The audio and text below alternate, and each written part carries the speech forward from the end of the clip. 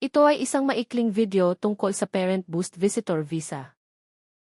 Ang Parent Boost Visitor Visa ay inilunsad ng pamahalaan upang gawing magkasama ang mga miyembro ng pamilya at maakit ang may kasanayang mga migrante na pumunta sa New Zealand. Bagamat hindi ito hahantong sa pagiging residente, pinapayagan nito ang mga magkakapamilya na magsama ng mahabang panahon at sinusuportahan ang mga ugnayan ng pamilya nang hindi nagpapabigat sa pampublikong mga serbisyo. Ang Parent Boost Visitor Visa ay nagpapahintulot sa mga magulang ng mga citizen o residente na manatili sa New Zealand ng hanggang 5 taon na may posibilidad ng pangalawang visa para sa kabuuang 10 taon. Upang maging karapat-dapat, ang mga aplikante ay dapat nasa labas ng New Zealand kapag sila ay nag-a-apply at sa oras ng pag-apruba. Dapat ipakita ng mga aplikante na sila ay may katanggap-tanggap na pamantayan ng kalusugan at may mabuting pagkatao. Dapat sila ay ini-sponsor ng isang anak na citizen o residente ng New Zealand. Dapat sila ay may sapat na pondo. Ang mga may hawak ng Parent Boost Visitor Visa ay dapat may katanggap-tanggap na travel at o health insurance sa panahon ng kanilang pananatili sa bansa. Ang mga sponsor ay inaasahang titiyakin na ang kanilang mga magulang ay mayroon ng mga kailangan nila habang nasa New Zealand, tulad ng pagkain, damit, pangangalagang pangkalusugan, at isang angkop na tirahan. Kahit nababayaran ng magulang ang ilan o lahat ng kanyang sariling mga gastusin, legal na pananagutan pa rin ng sponsor ang pagsagot sa mga gastos na iyon kung kinakailangan. Upang maging kwalipikado para sa Parent Boost Visitor Visa, dapat ipakita ng mga aplikante na mayroon silang sapat na pondo para pangalagaan ang kanilang mga sarili habang nasa New Zealand o may katanggap-tanggap na sponsor. Upang patunayan ito, dapat matugunan ng mga aplikante ang isa sa sumusunod na mga opsyon.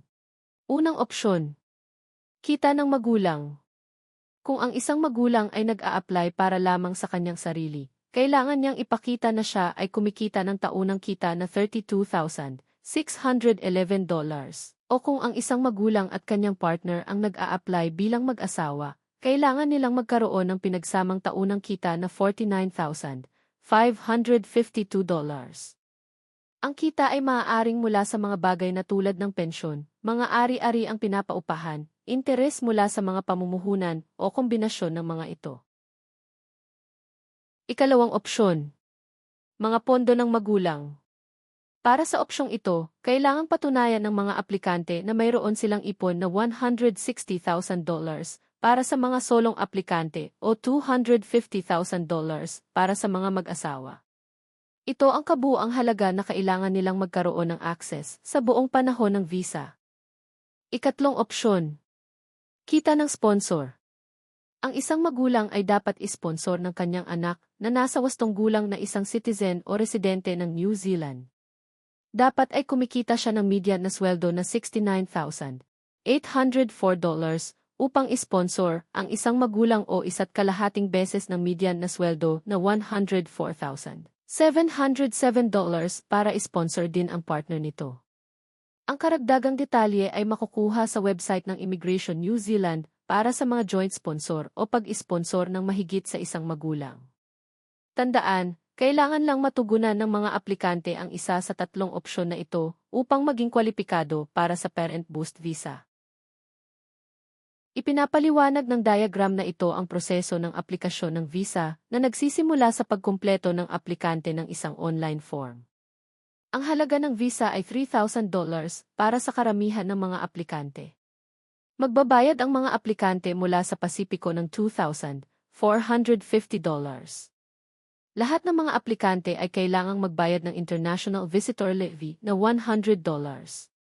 Inaasahan namin na ang karamihan sa mga aplikasyon ay mapoproseso sa loob ng 4 na buwan.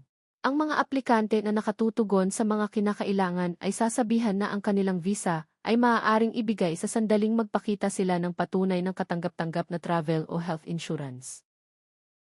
Sa pagitan ng 3 at 4 na taon habang nasa New Zealand, ang maihawak ng visa ay dapat umalis sa New Zealand upang kumpletuhin ang isang compliance check na kinabibilangan ng pagsusumite ng bagong medical certificate at pagbibigay ng ebidensya ng insurance habang sila ay nasa New Zealand.